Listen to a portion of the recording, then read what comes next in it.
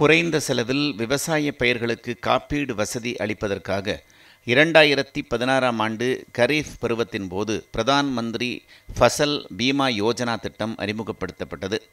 விதைப்புக்கு முன்பு தொடங்கி அறுவடைக்கு பிந்தைய காலம் வரை இயற்கை சீற்றங்களால் பயிர் சேதம் ஏற்பட்டால் இத்திட்டத்தில் இழப்பீடு பெறலாம். இந்நிலையில் இத்திட்டத்தின் செயல்பாடு குறித்து ஒன்றிய வேளாண் துறை அமைச்சர் சிவராஜ் சிங் சௌஹான் ஆய்வு மேற்கொண்டார்.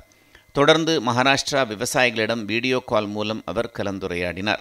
அப்போது காப்பீட்டு நிறுவனங்கள் ரூபாய், ரூபாய், ரூபாய் என்று பயிர் சேதத்துக்கு இழப்பீடு வழங்கியிருப்பதாக விவசாயிகள் வேதனையுடன் புகார் தெரிவித்தனர்.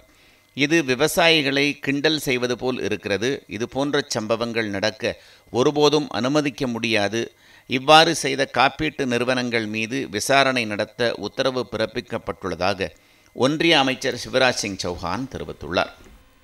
குறைந்த செலவில் விவசாய பயிர்களுக்கு காப்பீடு வசதி அளிப்பதற்காக 2016ஆம் ஆண்டு கரீஃப் பருவத்தின் போது பிரதான் மந்திரி ஃபசல் பீமா யோஜனா திட்டம் அறிமுகப்படுத்தப்பட்டது. விதைப்புக்கு முன்பு தொடங்கி அறுவடைக்கு பிந்தைய காலம் வரை இயற்கை சீற்றங்களால் பயிர் சேதம் ஏற்பட்டால் இத்திட்டத்தில் இழப்பீடு பெறலாம்.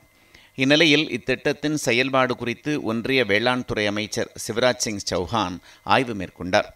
தொடர்ந்து மகாராஷ்டிரா விவசாயிகளிடம் வீடியோ கால் மூலம் அவர் கலந்துரையாடினார்.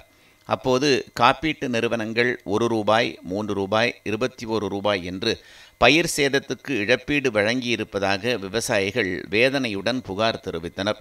இது விவசாயிகளை கிண்டல் செய்வது போல் இருக்கிறது. இது போன்ற சம்பவங்கள் நடக்க ஒருபோதும் அனுமதிக்க முடியாது.